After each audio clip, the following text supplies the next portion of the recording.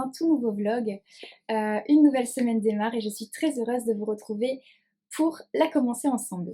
La semaine dernière s'est achevée très joliment avec le salon du polar de Templemar auquel je suis allée et c'était super chouette. J'ai passé une très belle journée. J'ai fait de jolies rencontres. Des rencontres auteurs, des rencontres lecteurs. J'ai vraiment passé voilà, une journée super. Et j'ai notamment pu faire la connaissance de Céline Dangean et Pétronille Rostagna, qui sont deux autrices polars, de Louvre du polar. Je ne vais pas pouvoir parler de leurs plumes parce que je ne les ai pas encore lues, je n'ai pas encore découvert leurs ouvrages. Mais ce que je peux dire, c'est que ce sont deux femmes vraiment chouettes. J'ai pris beaucoup de plaisir à faire leur connaissance, à échanger avec chacune d'elles. Voilà, ça a été très sympa. J'ai vraiment passé de bons moments, donc j'ai hâte maintenant de pouvoir découvrir leur univers littéraire. Le polar, voilà, c'est un monde encore un peu complètement inconnu pour moi. Je découvre petit à petit, doucement mais sûrement. Il y a encore quelques semaines, on va dire, je n'avais pas lu un seul polar. Voilà, mais ça me plaît. J'ai soif de découverte et plus particulièrement dans cet univers-là. J'ai acheté pas mal de polars, thrillers et compagnie ces derniers temps, mais maintenant il faut que je trouve le temps de me plonger dedans et de les lire. Alors, du coup, tac, je me suis procuré un roman de chacune d'entre elles. Je vais commencer par vous parler de La fille de Cali, donc de Céline Dangean, qui est le premier opus de sa première saga. Alors, je vous lis la quatrième de couverture. Quand elle pénètre au domicile d'un homme dont on vient de lui signaler la disparition, la jeune capitaine de gendarmerie, Héloïse Bouquet, ne peut imaginer le spectacle qui l'attend. Sur le mur, un immense swastika, merci, tracé avec du sang. Swastika. Au pied du lit, quelques piécettes et des pétales de fleurs faisant penser à une offrande. Et allongé, le cadavre du disparu, presque intégralement nu, le torse maculé de sang, décapité. Le meurtrier n'ayant pas laissé le moindre indice, l'enquête piétine, jusqu'à ce que, un mois plus tard, soit retrouvé un autre corps mutilé selon le même rituel. Les premiers éléments de profilage font alors émerger le spectre d'une tueuse en série, s'inspirant de la redoutable déesse Kali. Un cauchemar pour la capitaine Héloïse Bouquet et son équipe. Alors, swastika. Il va falloir que je me renseigne.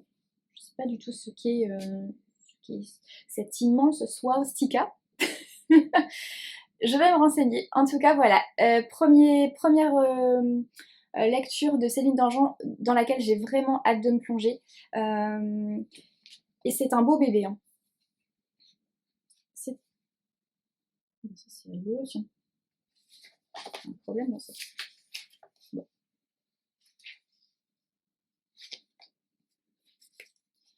Vous allez rien voir. Mais en gros, la dernière page, là, est imprimée de travers, ou alors plutôt elle a été collée de travers dans le bouquin, je sais pas, bon bref, on s'en fout. Je voulais faire quoi? Ah oui, regardez le nombre de pages. Oh là là, il fait plus de 700 pages. Il fait plus de 700 pages. Voilà, il va falloir que je trouve le temps, mais je lui ferai une place. Assez rapidement, j'aimerais le lire assez vite. Et, tac, je pensais t'épargner de Pétronille Rostagna. Alors, pour Alexandre Laroche, commandante à la crime, la rentrée s'annonce complexe. Le cadavre d'une fillette a été retrouvé dans le coffre d'une voiture abandonnée et aucune famille ne s'est encore manifestée. Le propriétaire du véhicule, lui, est rapidement interpellé. Il s'agit d'un certain Nicolas Rousset, commercial pour une société de luxe, qui prétend tout ignorer de la mort de l'enfant. Pour quelle raison était-il alors terré dans un hôtel miteux depuis plus d'une semaine ? Et pourquoi sa femme, Émilie, s'inquiète-t-elle à peine de son absence ? Lorsque des soupçons de maltraitance émergent, l'enquête se complique, d'autant plus que la jeune avocate Pauline Carrel, qui a défendu les pires criminels, a décidé d'accepter le dossier. Pour connaître la vérité, elle devra faire tomber jusqu'au dernier des tabous. Et donc, ce roman-là fait se rencontrer deux héroïnes de Pétronille. Donc en fait c'est pas mal parce que je vais pouvoir me rendre compte quel personnage je préfère entre, j'imagine, Alexane et Pauline.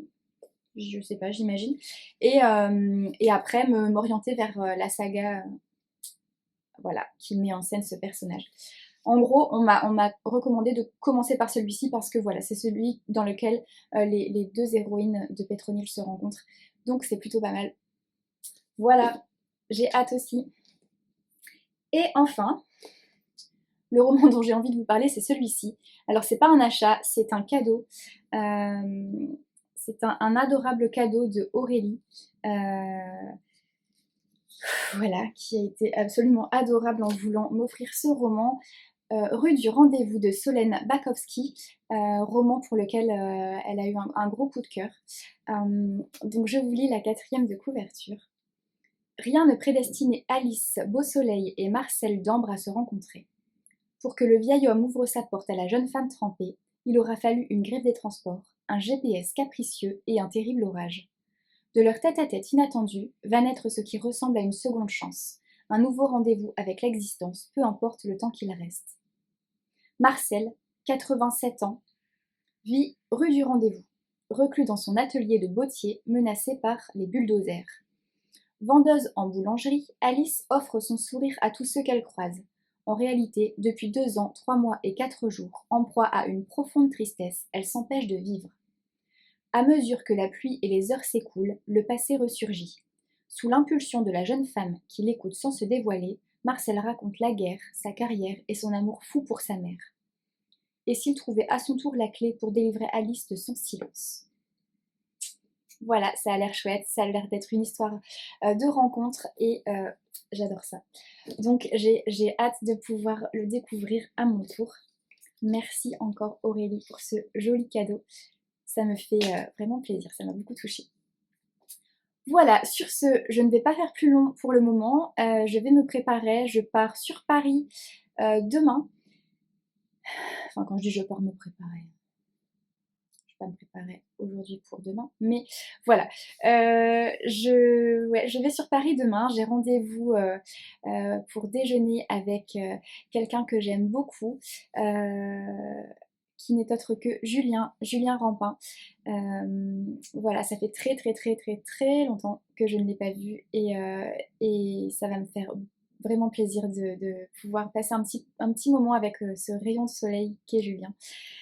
Et puis j'irai faire un petit coucou chez Charleston parce que on a beau m'avoir mise dehors en ne poursuivant pas l'aventure lectrice en 2023. Non, je blague, hein. C'est à prendre au second degré, évidemment. J'ai rendu le tablier avec beaucoup de peine, mais avec beaucoup de joie pour les nouvelles lectrices. Mais voilà, mais en tout cas, lectrice un jour, lectrice toujours. Donc je vais aller faire un petit coucou aux éditions Charleston, notamment à Emmeline. Voilà, sur ce, je vous souhaite une bonne journée et je vous retrouve tout à l'heure.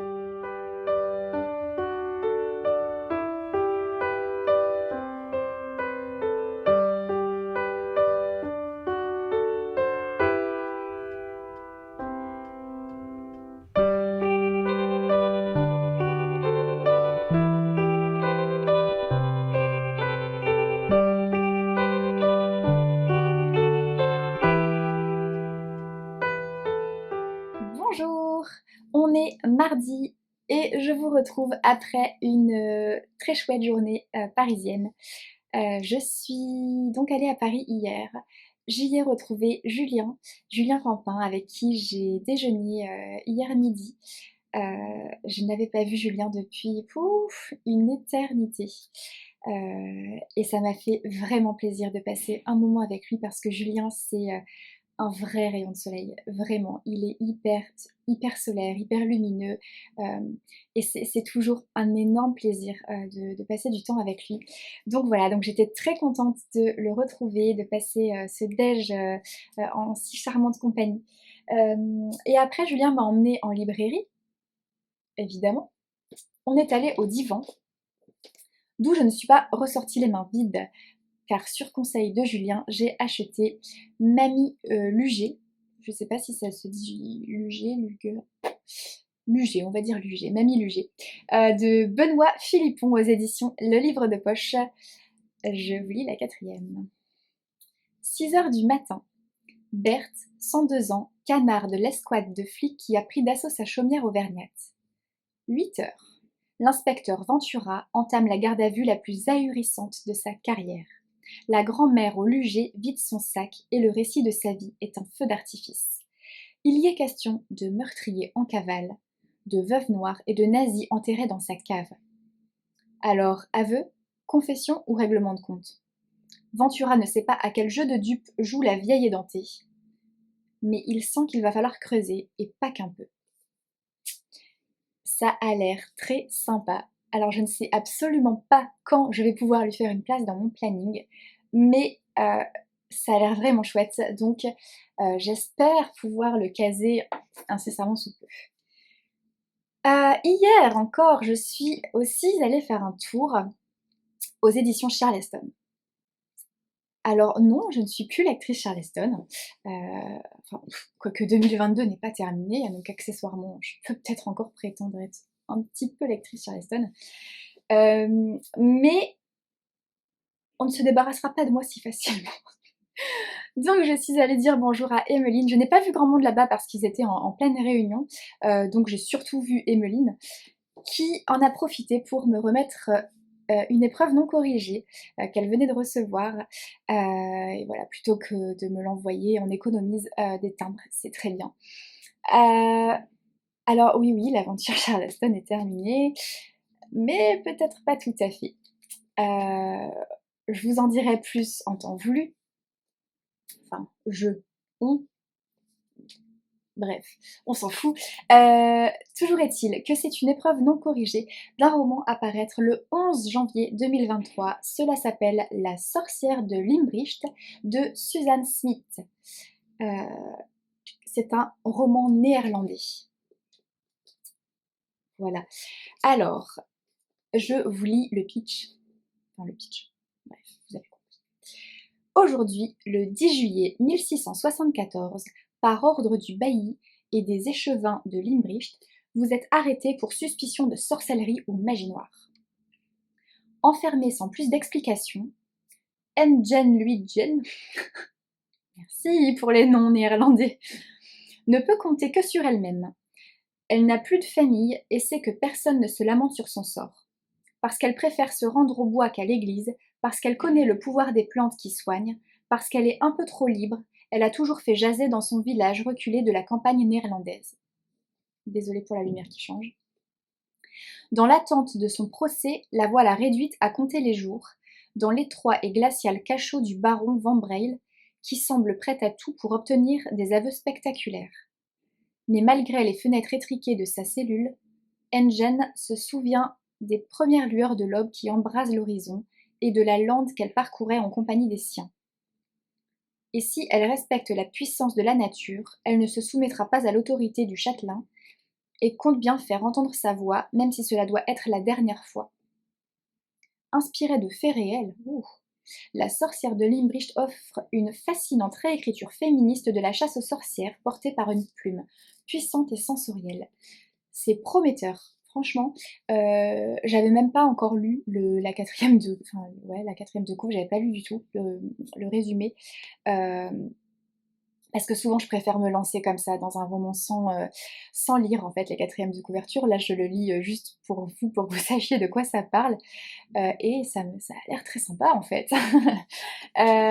Voilà, donc ça c'est un roman que je vais lire très vite. Là, je vais le lire courant octobre. Et je vous en dirai plus en temps voulu. Je ne suis pas repartie qu'avec ça de chez Charleston. J'avais zioté voilà, je lorgnais sur cet ouvrage depuis un petit moment et Emmeline me l'a gentiment donné. Un ouvrage sur l'hypersensibilité, le pouvoir des hypersensibles spirituels. Votre cœur peut changer le monde, chez Le Duc. Voilà, je me sens très très concernée puisque je suis hypersensible moi-même et de plus en plus orientée vers l'ésotérisme et la spiritualité de manière générale. Donc voilà, je ne pouvais pas passer à côté de cet ouvrage et je suis très très très contente et très très reconnaissante à Emine de me l'avoir donné. Voilà. Bon, qui dit passage à Paris dit également passage chez Bukov. Alors, je me suis perdue. J'ai glissé, voilà, et mes jambes m'ont amenée chez Bukov. Voilà, je n'y suis pour rien. Je plaide non coupable. Je suis évidemment repartie de là avec un sac rempli encore. Mais tout va bien. C'est assumé une fois de plus. Et voilà. Et c'est pas grave. En fait, pour être encore plus honnête, je me suis retrouvée au Book-Off de Châtelet le matin parce que j'étais en avance pour mon rendez-vous avec Julien et que il fallait que je trouve une occupation. Et après, quand j'ai quitté Julien, j'avais encore du temps à tuer avant de retrouver Emmeline, si bien que je suis allée au Book-Off 4 septembre. Voilà. Vraiment, quand je n'ai rien à faire à Paris, je ne peux pas m'empêcher d'aller chez Bukov. Voilà, en fait, c'est vraiment... faut pas me laisser trop de temps off à Paris. Bon, j'ai essayé de me déplacer pour avoir une lumière moins aiguë. Je sais pas du tout si ça va fonctionner. Je suis désolée. C'est parti. Du coup, le premier roman avec lequel je suis sortie de chez Bukov, c'est Chère Mrs. Bird de A.G. Pierce aux éditions Bellefonds. J'hésite à lire les quatrièmes de couve parce qu'il y en a beaucoup. Ça va prendre du temps. Bon, passez si ça vous fait suer. Dans la droite lignée du cercle littéraire des amateurs d'épluchures de patates, un premier roman plein de charme et d'humour british, véritable ode à l'amitié, à la générosité et au courage des femmes pendant la Seconde Guerre mondiale. Devenir correspondante de guerre, partir sur le front, braver tous les dangers, Amy ne rêve que de ça. Mais pour l'instant, cette jeune assistante de rédaction évolue sur un tout autre champ de bataille, le bureau KGB du Women's Friend, magazine féminin poussiéreux. Ici, l'ennemi, c'est Mrs. Bird, la rédactrice en chef plus revêche et insaisissable que toutes les forces de l'Axe réunies. La mission d'Amy est pourtant simple, répondre aux courriers des lectrices. Mais attention, seules les demandes les plus vertueuses se verront offrir une réponse, de préférence expéditive, dans les colonnes du journal. Problèmes amoureux, opinions politiques, questions intimes ou morales finiront impitoyablement leur course dans la corbeille. Un cas de conscience pour Amy, alors que le pays sombre sous le Blitz, comment refuser à ses concitoyennes restées à l'arrière le soutien amical qui leur manque? Amy a un plan, et il est diablement culotté. N'en déplaise à Mrs. Bird, l'heure de la résistance féminine a sonné. Voilà, ça a l'air sympa. Ensuite, j'ai acheté Intuitio de Laurent Gounel. C'est un roman donc qu'on m'a prêté il n'y a pas si longtemps que ça, que je n'ai pas eu le temps de lire encore. Et pour pouvoir le rendre à sa propriétaire, je me suis dit, il est là, il est à 1€, je vais l'acheter. Comme ça, voilà. Il s'agit a priori d'un thriller initiatique. Alors, Timothy Fisher, jeune auteur de polar, mène une vie tranquille dans une rue du Queens à New York avec son chat Al Capone. Oh, sympa le nom du chat. Quand deux agents du FBI se présentent à sa porte pour lui demander de les aider à arrêter l'homme le plus recherché du pays, il croit d'abord à une plaisanterie. Mais après un moment de rejet, Il finit par accepter leur étrange proposition, rejoindre un programme secret visant à former des intuitifs, des personnes capables d'accéder à volonté à leurs intuitions. D'abord sceptique, Timothy, qui croyait avoir une existence banale, découvre que le monde cache des possibilités insoupçonnées. Il se retrouve embarqué dans une course contre la montre qui le conduit à apprivoiser ce pouvoir méconnu mais accessible à tous, un pouvoir qui nous montre la vie telle qu'elle est véritablement extraordinaire. Voilà, c'est trop chouette. En fait, je crois que c'est la première fois que je lis cette quatrième de couverture, donc quand j'avais vu Intuitio chez la copine qui me l'a prêté, je crois que je n'ai même pas tellement lu la couverture, mais j'ai direct eu envie de le prendre. C'est très particulier cette histoire. C'est du moi quoi. Bref, Unsweet. Tac.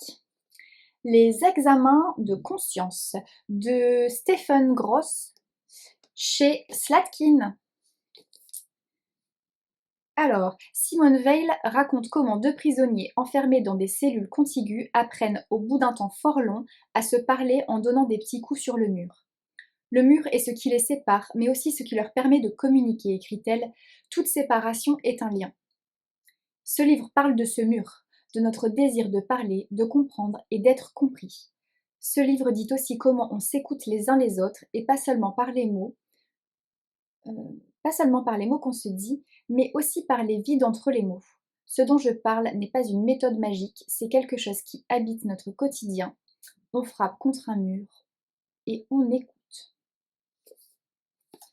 Ça me parlait.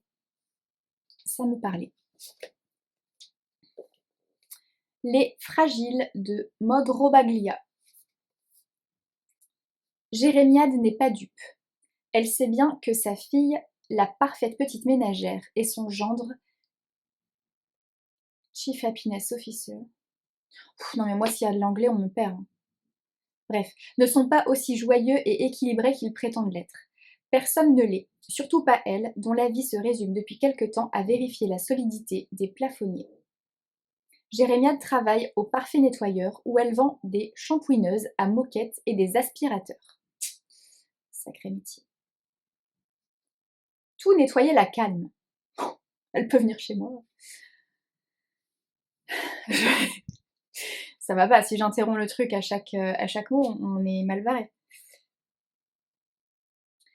Alors, tout nettoyer la calme l'aide à contenir ses larmes dans un monde où le moindre signe de faiblesse est devenu suspect. Depuis que le pays connaît une vague de suicides sans précédent, faire part de ses états d'âme expose à rejoindre le camp des fragiles, et les fragiles, on les isole, on les enferme et on les traite. Car si la fragilité est contagieuse, il faut l'éradiquer. Afficher son bonheur devient alors une question de survie, mais Jérémiade n'a jamais su faire semblant. Ça, sympa comme quatrième. Ça me tente. Ensuite, tada, le rasoir d'Occam. Le rasoir d'Occam. De Henri Lovenbruck, dont j'ai beaucoup entendu parler, mais que je n'ai jamais lu puisque voilà, les polars et moi, on se connaît depuis peu. Alors, des meurtres en série, une secte sanguinaire surgit du passé, 6 pages mystérieusement disparues d'un célèbre manuscrit du XIIIe siècle.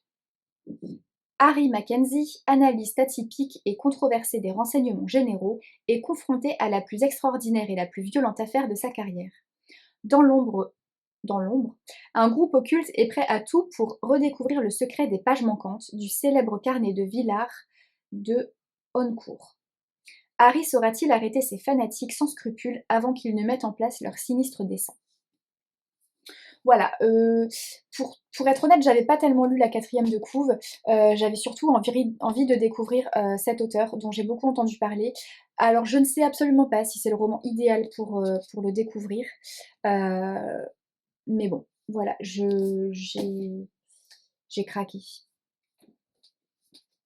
Ensuite,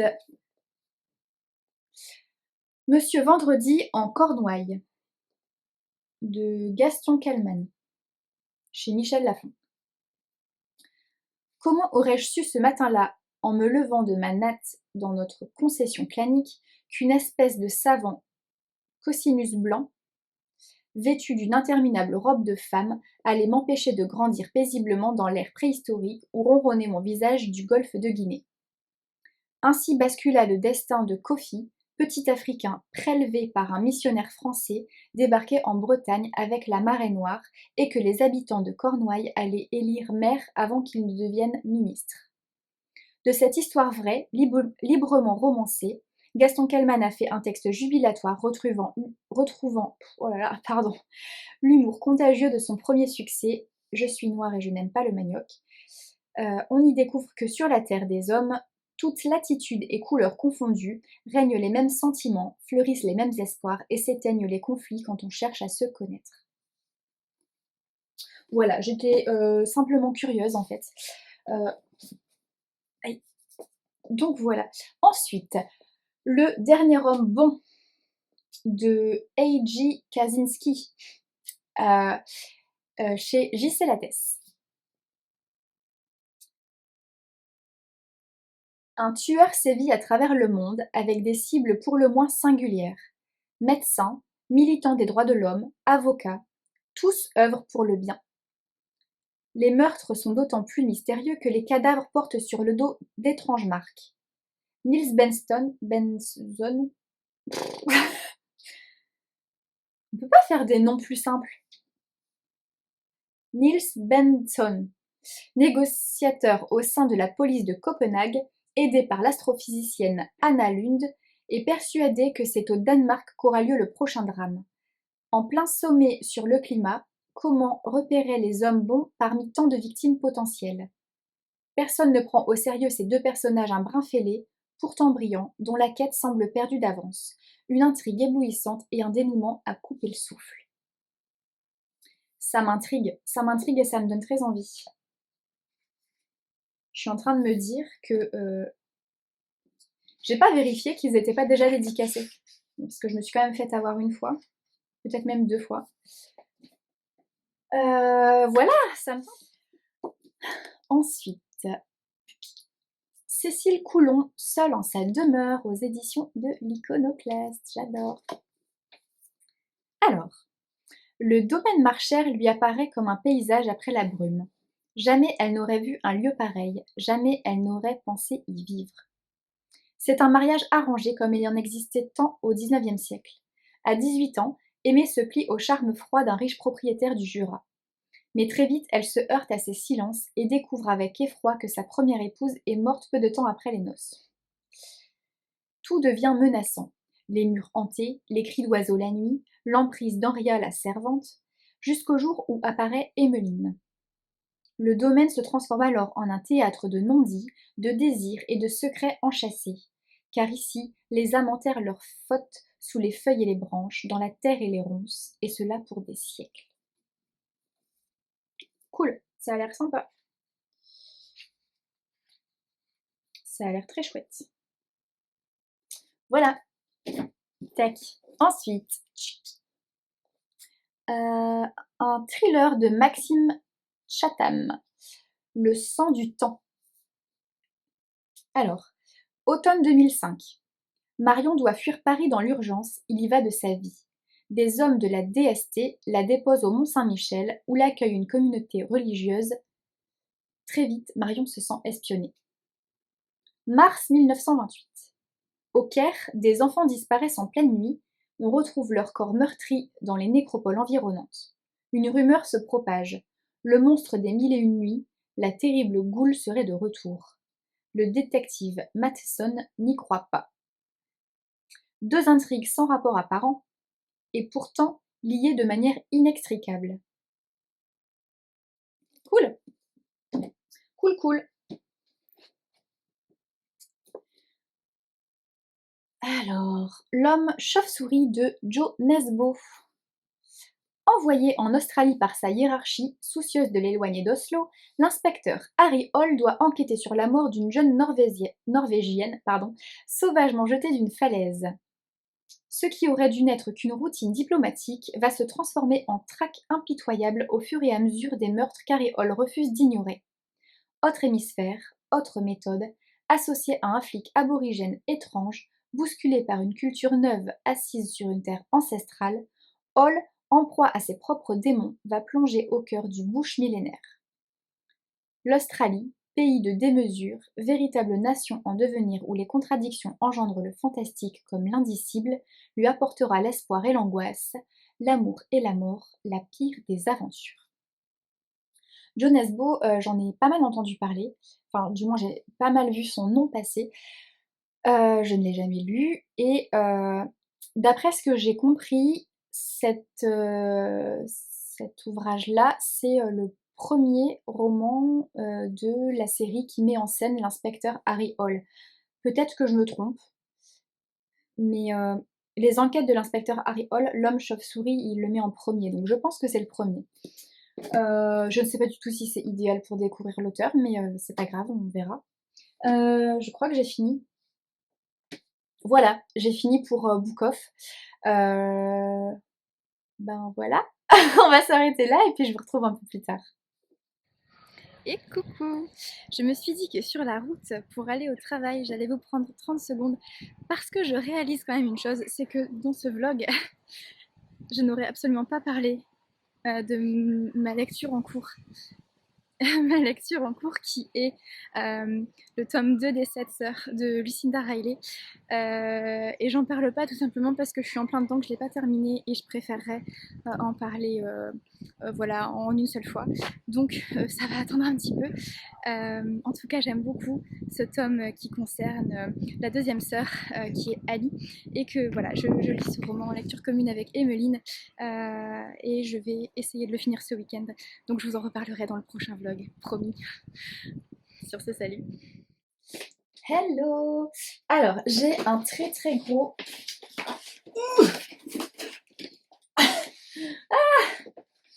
J'ai tout ça à ouvrir. Parce que je ne l'ai pas fait du tout depuis le début de la semaine. Donc, ben, à un moment donné, il faut s'y mettre. Alors, go. The first. Ça vient de chez Archipoche.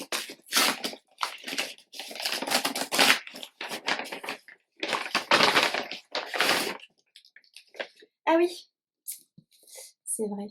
Tchouk, tchouk, tchouk. Alors, Bigoudi et petite enquête. Panique aux pompes funèbres. C'est le tome 2, je crois. Et je n'ai pas encore lu le tome 1. Alors, oh, c'est trop mignon. Oui, c'est ça, c'est le tome 2. Tac, le premier c'était celui-là. Je ne l'ai pas, mais enfin je ne l'ai pas. Si on me l'a du coup envoyé en e-book pour que je puisse le découvrir pour pouvoir lire celui-ci. Il y a un petit mot de l'autrice derrière, c'est trop chou. Et puis le petit marque-page, c'est trop sympa, je ne m'attendais pas à ça. Voilà, je vais pas vous lire la quatrième de couve parce que comme c'est pas un premier tome, je voudrais pas risquer de spoiler des choses qui se passent dans le premier. Mais c'est top, je suis contente. Il faut que je lise le premier, alors du coup je vais être un peu prise par le temps, il faudra que je fasse ça ce mois-ci, que je m'enchaîne un peu tout ça. Alors,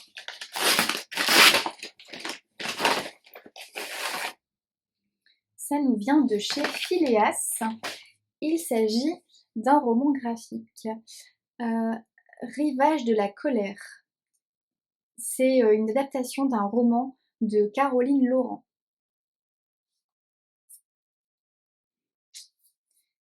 Alors, les Anglais nous ont volé nos îles. Les Chagots, avec la complicité du gouvernement de Maurice, pour les louer aux Américains qui y ont installé une base militaire. Ils nous ont chassés, déportés et abandonnés pour nous oublier dans des bidonvilles. Je suis là pour leur rappeler qu'on existe et qu'on veut retourner chez nous.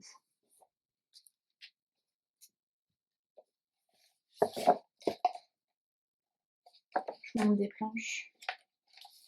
Prise au pif.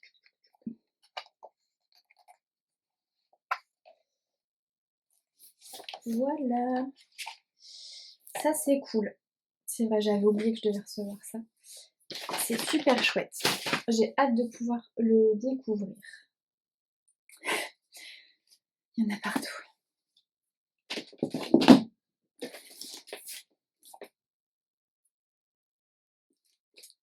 Ça...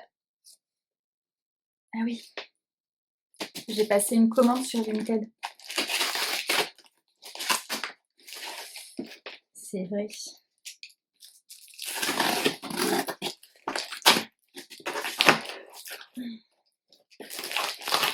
Eh ben, c'est bien emballé.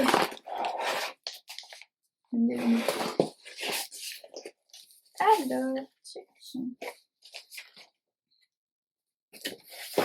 en fait, la commande à la base, j'avais passé pour celui-là.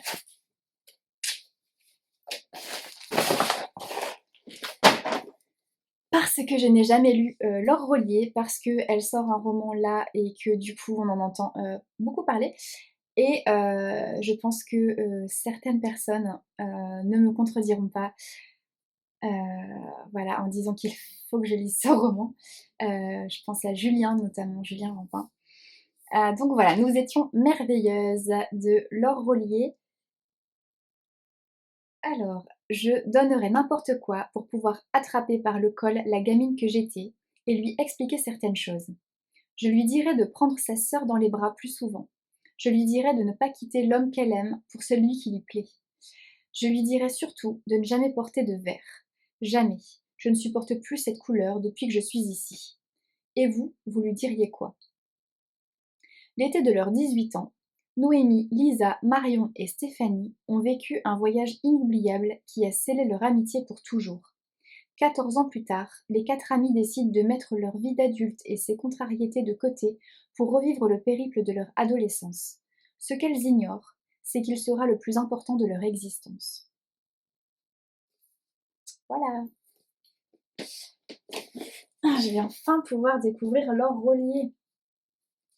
Et en fait, en regardant un peu ce que la dame qui vendait ce roman proposait, j'ai vu celui-ci et ne me demandez pas pourquoi. J'ai craqué, mais ça coûtait rien. Je crois qu'elle vendait ça à 1 €. Souviens-toi de Demain de Vanessa Caffin aux éditions Calmant Lévy. Victime d'une agression, Charlie Longe se réveille à l'hôpital totalement amnésique. Non seulement elle a tout oublié de son passé, mais elle est incapable d'enregistrer de nouveaux souvenirs. Pour ne pas perdre le fil des événements, elle tient un journal. Sur la première page figurent quelques lignes pour le moins troublantes. Je vais mourir, retrouver mon mari, retrouver Adam. Ainsi qu'un numéro de téléphone portable. Est-elle menacée? Qu'est-il arrivé à Adam? Adam ou Adam? Pourquoi ne lui répond-on jamais lorsqu'elle appelle à ce numéro? Déterminée à reconstruire le puzzle de sa vie, la jeune femme part en quête de la vérité, avec ses notes comme seule boussole, ainsi que le badge d'une agence de publicité où elle semblait travailler avant son accident. Mais tout sonne faux, et la voilà saisie d'une affolante paranoïa, d'autant plus que son entourage paraît s'acharner à brouiller les pistes. Charlie le sait, elle ne peut se fier à personne, ni même à sa mémoire. Ça a l'air sympa. Voilà, ça c'était mes achats Vinted. Ensuite,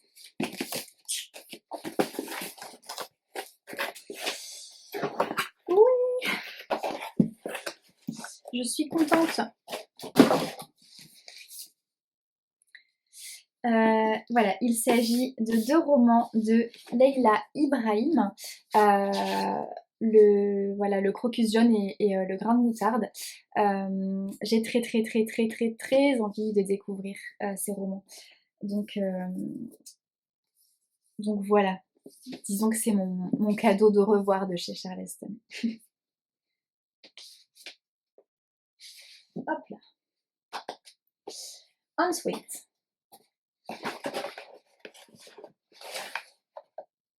Ah oui. Alors, La Nouvelle Arche de Julie Delestrange.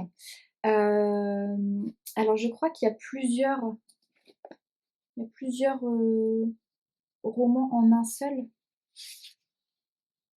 Je sais plus ce qu'elle m'a dit. C'est Julie, c'est l'autrice qui m'a contactée pour me proposer de le découvrir. Alors c'est un sacré pavé parce que justement je crois qu'il y a plusieurs tomes en un en fait. Alors, Mathilde fait la fierté de sa communauté. Elle est forte, talentueuse, amoureuse. Son destin est tout tracé. Le jour où un mal inconnu touche les nouvelles générations, elle se lance dans une course contre la montre pour les sauver. Ce qu'elle découvre pourrait bien bouleverser son avenir et celui de toute l'humanité. Écrite plus de 15 ans avant les crises sanitaires et climatiques, La Nouvelle Arche apparaît comme une œuvre majeure et prophétique dont l'intrigue résonne étrangement avec l'actualité. Voilà. Alors, les 2 premières parties de La Nouvelle Arche étaient parues aux éditions Michel Lafon et ont été révisées pour cette publication. La 3e partie est inédite. Voilà, donc c'est ça. Donc c'est en 3 parties. Et effectivement, la sortie de la 3e partie a fait qu'ils ont créé cet ouvrage qui réunit les 3 parties. Super. Merci Julie, je me le programme. Et pour terminer, j'ai passé une commande que je suis heureuse de recevoir, qui a mis très longtemps à arriver.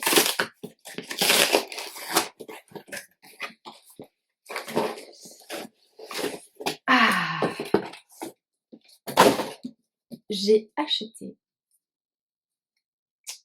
voilà, Le cœur singulier de Millie Davis, de Sarah Eyarmon.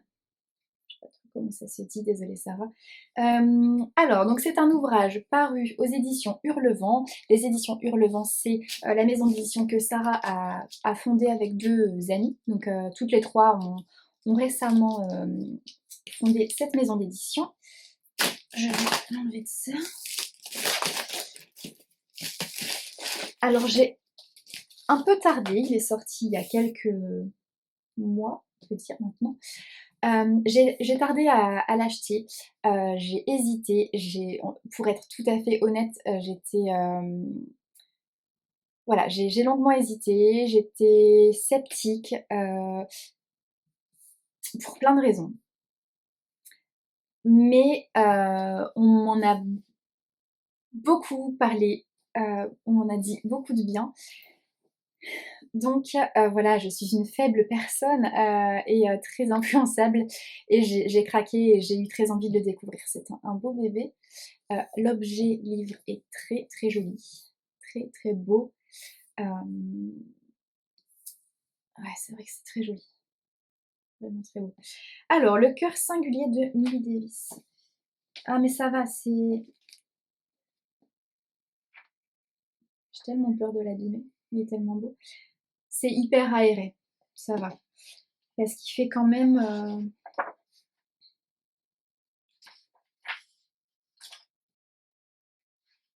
Bah alors. Ah oui, il fait quand même 740 pages, mais en fait, non, ça va se lire bien. Et puis, il paraît qu'il est vraiment chouette et que du coup, il se lit hyper bien. Il est un chouïa abîmé, c'est pas très grave. Voilà, dans une bibli, ça rend super bien. Alors, je vous lis la 4e de couverture. Millie Davis est une écrivaine à la confiance fragile.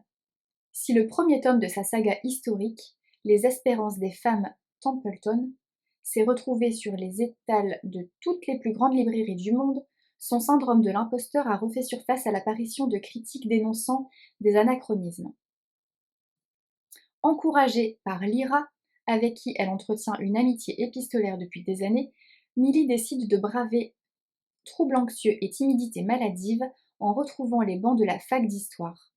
Sous l'impulsion de son entourage et pour le bien de sa saga, elle sollicite l'aide d'Alphard Burton, professeur d'archivistique, qui accepte de lui prêter main forte dans ses recherches. Fouilles dans les rayonnages poussiéreux d'une librairie mystérieuse et discussions passionnées autour d'une tasse de thé bouleversent alors son quotidien habituellement casanier, et à mesure que l'histoire d'Isadora Templeton s'écrit, celle de Millie se tisse également. Entre les réunions du club d'activistes véganes de sa grand-mère, la fantasque Maggie, les rendez-vous studieux avec son professeur et l'écriture de son second roman, le train de vie de Milly s'intensifie, tant et si bien qu'elle peine à voir les évidences qui se dressent sur son chemin.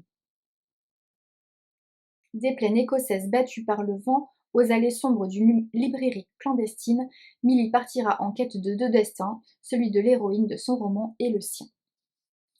Voilà, c'est donc un roman que je vais lire bientôt. Je le lis courant octobre en lecture commune avec Magda et avec beaucoup d'autres parce que je crois que c'est un gros groupe pour cette lecture commune. J'en attends beaucoup parce que vraiment il y a beaucoup de gens qui en ont dit du bien et, et donc ouais, j'ai quand même pas mal d'attentes par rapport à cette lecture-là. J'espère l'aimer autant que les nombreux retours que j'ai eus et voilà. En tout cas, franchement, je salue le travail éditorial pour l'objet, qui est vraiment très beau. C'est un très très beau roman relié, et dans une bibli là. Ouais, c'est très sympa. Ils viennent d'ouvrir les précommandes pour le deuxième roman de la maison d'édition, parce que ça c'est le premier roman sorti de la maison d'édition. Voilà, Sarah a sorti son roman en premier, et là ils viennent d'ouvrir les précommandes pour le deuxième, dont on m'a dit également beaucoup de bien. J'ai des copines qui ont lu l'ENC et qui, voilà, qui disent qu'il est vraiment génial. J'avais hésité à le commander aussi, mais bon, on va faire une chose à la fois, hein. Je vais déjà lire celui-là et après, je verrai pour éventuellement commander le prochain. Sur ce, je vais vous laisser. Je vais même clôturer ce vlog ici parce que après, je ne suis pas là, je pars à Paris. Je pars à Paris samedi, je suis trop contente, je vais retrouver des copines. Je vais participer au Cozy Mystery Day numéro 2, organisé par Flo et Estelle. Et voilà, et je me réjouis d'y aller, je me réjouis de passer ce moment avec elles et avec toutes les autres, et de retrouver Angie et Magda qui seront là aussi. Voilà, ça sera samedi après-midi dans une petite librairie de Paris. Et le midi, je vais déjeuner avec Louise, avec ma Louise. Ça fait un moment, j'ai l'impression que ça fait longtemps aussi que je ne l'ai pas vue, Louise. Et Emeline, normalement, se joint à nous aussi. Voilà, sur ce, je vous laisse là. Et puis, ben, je vous souhaite plein de bonnes choses pour cette semaine qui va démarrer. Et on se retrouve la semaine prochaine. Je vous embrasse fort.